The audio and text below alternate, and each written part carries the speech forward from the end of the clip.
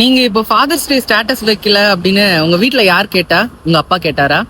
அப்பா இருக்கிறவங்களுக்கும் இல்லாதவங்களுக்கும் இந்த சொசைட்டில எந்த ஒரு வித்தியாசமுமே இல்லாம போயிட்டு இருக்கு.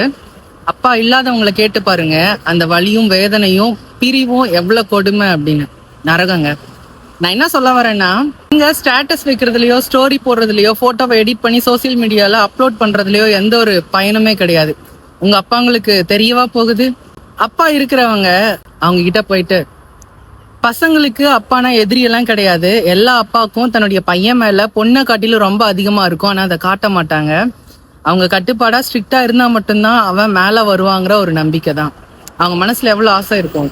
நீங்க உங்க அப்பா கிட்ட போயிட்டு லைட்டா ஒரு ஹக் பண்ணி, அப்பா இவ்வளவு தூரம் என்னை கஷ்டப்பட்டு வளர்த்துட்டு இருக்கீங்க, கண்டிப்பா நான் பெரிய ஆள் ஆயிட்டு உங்களை பத்திரமா பாத்துப்பேன் அப்படின்னு ஒரு வார்த்தையோ, அப்பா இன்னைக்கு ஃபாதர்ஸ் டேப்பா, லவ் யூ சோ மச் அப்படிங்கிற ஒரு வார்த்தையோ ரொம்ப கூச்சப்படுறீங்களா?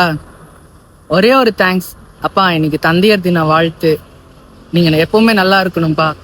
இந்த மாதிரி அன்பு ஆசையா அவங்களுக்கு பிடிச்சதையோ இல்ல யார் யாருக்கோ செலவு பண்றோம், ஒரு 10 ரூபாயில ஒரு சின்ன பொருள் அவங்களுக்கு வாங்கி கொடுத்தா கூட அவ்வளோ சந்தோஷப்படுவாங்க.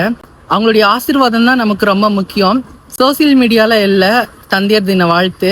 உண்மையாலுமே அப்பா இருந்தாங்கன்னா அவங்களுக்கு பிடிச்சதை நிறைவேற்றி அவங்கள வெளியே கூட்டிட்டு போங்க. இதுதாங்க உண்மையான ஃபாதர்ஸ் டே. கண்டிப்பா பண்ணுங்க.